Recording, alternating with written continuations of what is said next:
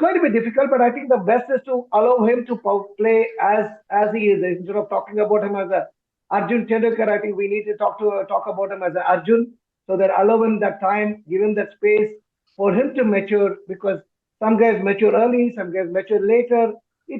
Everybody's a game. There have been guys who played a IPL game 10 years ago and they're playing much better now. So it's all about the experience and the maturity that comes with more matches. Obviously, he made a good start, but let's not look at it too much into it, other than giving him the time and the space to blossom and mature and grow on his own.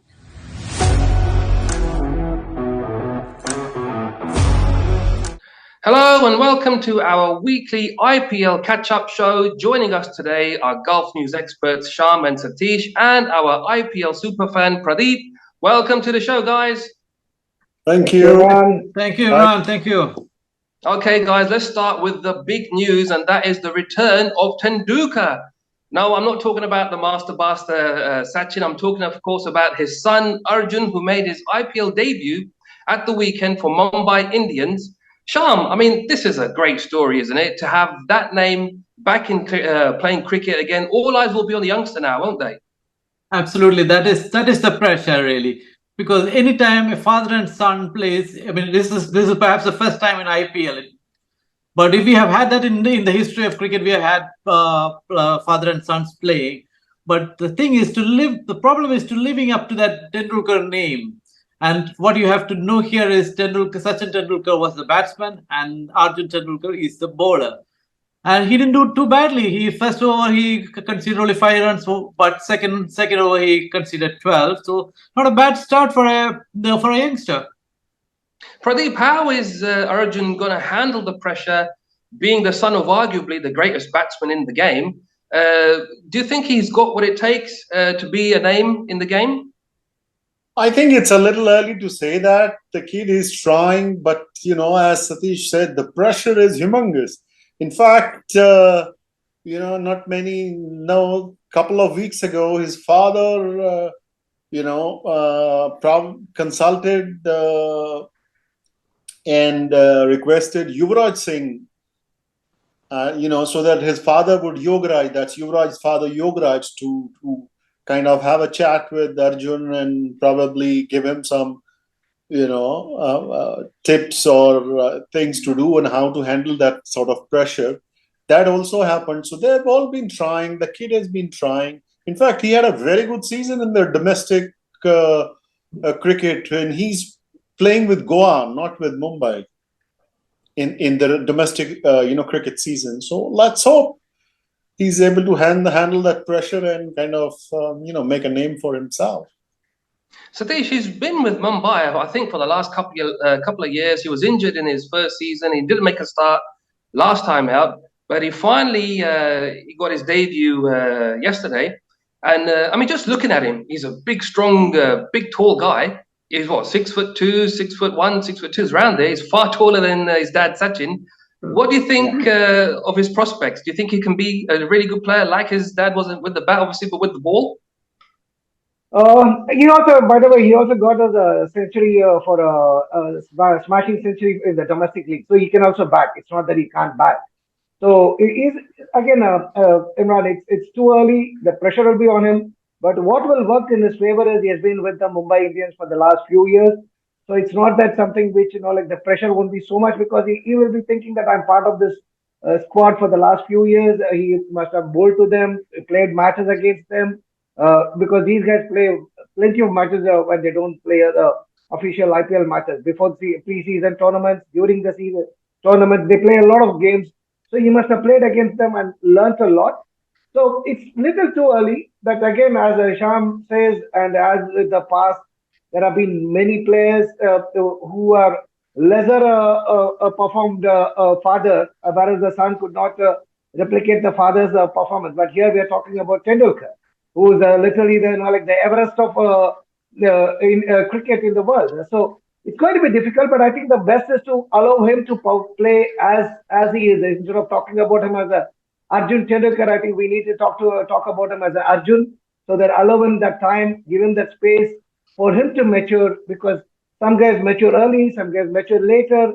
Everybody's game. There have been guys who played a IPL game 10 years ago and they're playing much better now. So it's all about the experience and the maturity that comes with more matches. Obviously, he made a good start, but let's not look at it too much into it, other than giving him the time and the space to blossom and mature and grow on his own.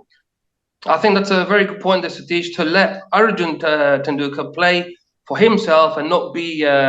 Obviously, there's gonna be a lot of pressure on him just purely because he's Tendulkar. He's Can't escape the shadow. He can't escape it. But yeah, it's going to be very, very interesting now to see finally him having made his debut yesterday.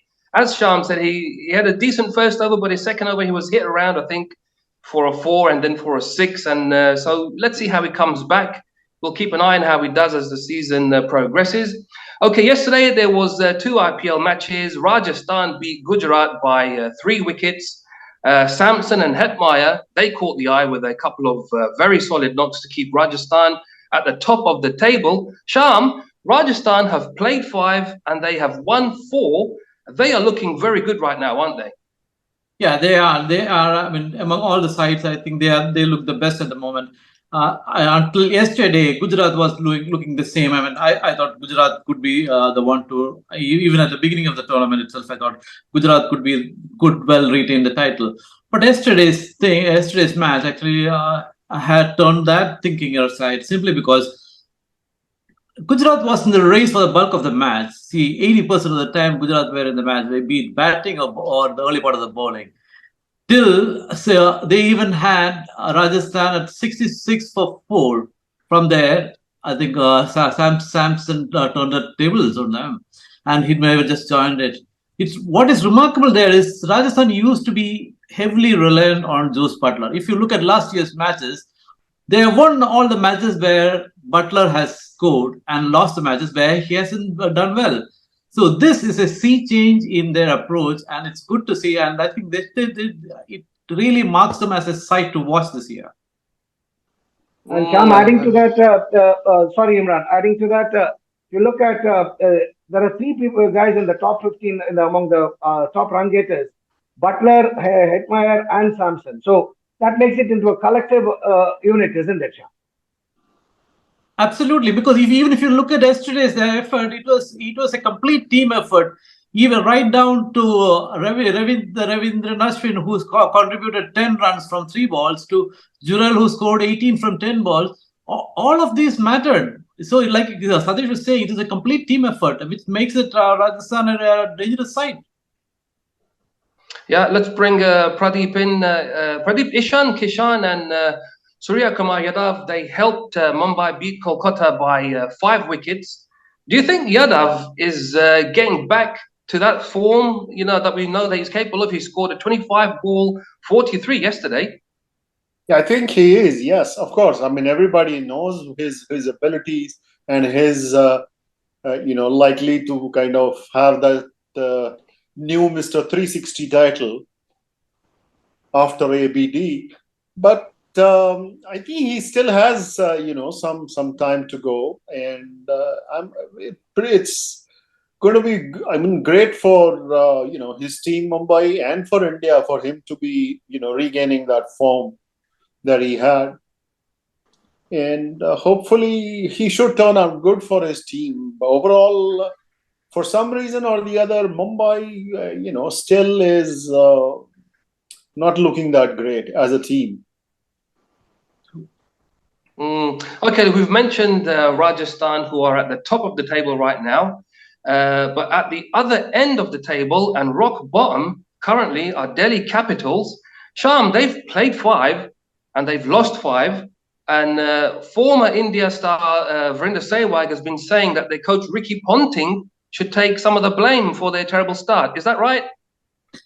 I'm not surprised. I'm not too sure whether Ponting should be the one to take the blame along, because right at the start of the tournament, I had written a piece saying that Delhi Capitals would struggle to make the playoffs, and I think they have proved me right, simply because they are much worse than what I expected. Simply because that their batting is in a complete shambles. You have only Axar Patel, who's doing some decent amount of batting there. David Warner is getting runs, but at a very slow rate. It is, but he's consuming a lot of balls, but he's getting some 50s, but it's not much of worth. But at the same other end, you have only Nokia who is bringing in some wickets or by bringing some tight overs. So as it is, they are on a back foot with the batting. So if the bowling also suffers, I mean, then where do we go from there? Prithvi Shaw has been an absolute disaster. Manish Pandey got a knock in between. Axar is the only one who looked like taking the fight to the opposition. So it is a pretty bad side, and I think finally, okay, everything you can lay at the coach's door. So in that case, like Sehwag said, when Delhi were winning the matches and when they made the final, all of them were praising Ponding. So say by the same yardstick, when things are not going well for them, he should take the blame. I think it's entirely up to not just the Ponding, the entire team has to lift their act. I mean, clean up their act to make some kind of impact on this tournament. Let me bring Satish. Satish, we know Sehwag was captain of Delhi in his IPL playing days a few years ago. Obviously, he still cares for the team. He doesn't want to see them at the bottom of the table. They're struggling at the moment. Played 5, lost 5. But Satish, I mean, how are they going to turn their fortunes around? And what do you make of David Warner? As Sham has just mentioned, he's been scoring. He's got, I think, 3 half centuries, but they've been coming at a very slow rate. He's been quite sluggish with the bat. I mean, how are they going to turn their fortunes around? I think the main key aspect is they are not getting the runs they should have. Yes, Ponting might have got some runs. He might be slow, but he might be fast. But that doesn't matter. But he needs support, especially at the top of the order. Prithvi Shaw has not been scoring runs. I think even for that matter, you are looking at somebody like Manish Pandey or Mitchell Marsh. All these guys they have to do it collectively. So since that's not happening, they are failing big time in terms of the runs. And again, this is again as I also wrote at the start of the preview when we did the preview. It's a point. Warner needs to redeem his pride because he was the captain of Sunrisers Hyderabad. They did badly, and he was dumped as a captain. And then Kane Williamson took over, and they did reasonably well. And something like that has happened to Delhi also now. I don't want him to lose the captaincy. But again, he's not getting enough support from the rest. So I think it's a collective effort, and they should better perform well because otherwise it's 5 losses in 5 games is like almost you're looking at another 2 or 3 losses. You're done for the year. You don't have to play after that. Like you'll be out of the race. It'll be too late for them for sure. 2 more defeats. It could already be too late. Let's see. Pradeep, what do you think has gone wrong with Prithvi Shaw? I mean, we've had Shane Watson, the coach, coming out in defense of him, saying that players like Shaw, they don't grow on trees. That's true. I mean, they also say that class is permanent, form is temporary. I mean, but what does Shaw have to do? Here, it's actually quite difficult to understand what's happening because I mean, he is, Prithvi Shaw is a gifted talent that the country has, but, somehow for some reason or the other, he's not able to kind of pull it through. And as you said, even David Warner also is not really shining for them.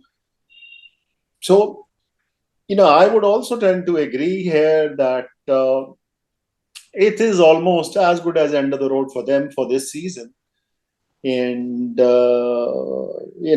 it's going to be almost impossible for them to now recover and kind of make a place. But you never know, as they say, cricket is a very interesting game.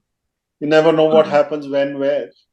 Like the other day, the example of Rinku Singh having scored 5 sixes in the last over. So you never know, but it doesn't appear likely that Delhi is going to make the cut. Doesn't appear likely, but like you say, Pradeep, you never know. This season, the games have been going literally to the last ball. We don't know who's going to win these matches. So, yes, they've had a terrible start, played 5 and lost 5. Nobody wants to have a start such as poor as that. And it's going to take a real effort for them to they've got the players to improve. I mean, we've just mentioned some great players, Australian legend. I mean, Warner's superb, and if he can increase that pace of his with the bat, and if Shaw can get back to his former ways, then there's an outside chance. But it's been a very, very poor start. Okay, today Royal Challengers Bangalore are playing Satish's team, Chennai Super Kings, with Virat Kohli looking like he's back on his top form again. Sham, how do you see that one going? Tough call, but since it's being played in the at Bangalore, which is the Chinnaswamy Stadium. Chinnaswamy Stadium is a bowler's graveyard. I mean, it's just full of runs, especially because of and on the shorter boundaries doesn't help at all. But I would rather go. I would pick the Royal Challengers to win on their home ground, but Chennai can never write off in the sense like they've been doing quite well. Royal Challengers not doing too badly either but of course they've been patchy in the sense they win one and they lose one. That is typical RCB. But like you said about Virat Kohli, he's been having a fabulous run because he's been scoring almost every match. He's been scoring, and I think he's already had 3 or 4 50s already. So he's in the pink of form. So is Faf. And RCB's main thing is to get off to a good start. And if Faf and Kohli can get off to a good start, RCB should run out winners. But having said that, Chennai still Super Kings, so they're not doing too badly either. Satish, a lot will depend on the fitness of MS Dhoni, who had been nursing a knee injury recently. I think he's going to be playing today. How important is he going to be to the team? Imran, these guys this is something every cricketer, every sportsman, they would be having some niggle, some injury, and they know how to manage injuries. So it's not that it's difficult. And I think Dhoni's knee injury has been in focus right from even before the first match. There was a speculation that he won't be playing. So having said that, he's been continuing to play, and he will play. And as again, he doesn't have to even come out and bat. With his tactics, he'll probably win. With his bowling changes, he makes the team that strong. But I would if I have to pick today's game, I would go with Chennai Super Kings because all through this week, if you look at, there have been upsets. Every team has lost their home game once at least this week. The only exception being RCB, Mumbai, and Sunrisers. Of course, Sunrisers played only one game. So I think going by that trend, I would back Chennai for the simple reason this week Chennai lost at home. Gujarat lost at home. Almost everybody excepting Mumbai. You said RCB didn't lose. No, that was so the law of average is going to catch up with them today. Today is the chance. That's why I'm picking Chennai today. But anyway, RCB is my second favorite, so it's either way I'm happy. Of course, Kohli is doing great. I'm very happy for the way he's playing. I think the one point of concern for RCB should be the form of Dinesh Karthik. He's not been among the runs. So this is one area where they were getting a lot of runs at the end towards the final overs, which they gave that winning cushion or the winning margin for RCB. Apart from that, I think it's a even match. I would say 51 for Chennai and 49 for RCB. So Satish is tipping his boys Chennai to win. There's a surprise. We didn't see that coming. Okay, I give 60-40 to RCB. Well, I feel if you say in one word who would win, I would bet my money on RCB. One interesting thing could be, probably we will know in a couple of hours' time, is that if Josh Hazelwood is going to play, there was a news, a week or 10 days ago that he's joined the team that was last Friday or sometime. I don't have any sort of other confirmation, but if he does, that would be a very interesting, turn, because RCB, still has, shown some concerns in their bowling unit. And with Josh joining the ranks, and if he's joined and if he's playing, it could make a huge difference. Yeah, that will be a huge difference certainly, because their bowling they've been struggling, and not just that. I think the leg spinner Vanidho Hasaranga has also joined the squad, so can only beef up the RCB bowling. Yeah, that the first match he was a little off color, Yeah, giving a true. lot of short balls, but he's another great bowler, no doubt about that. True. Okay, I think we'll leave it there. Great to chat with you, chaps, again. We'll be back again next week. But in the meantime, head to golfnews.com for all the latest news and reviews, and check us out on our social media channels. Thank you to Sham, to Satish, and to Pradeep, and we will see you next time.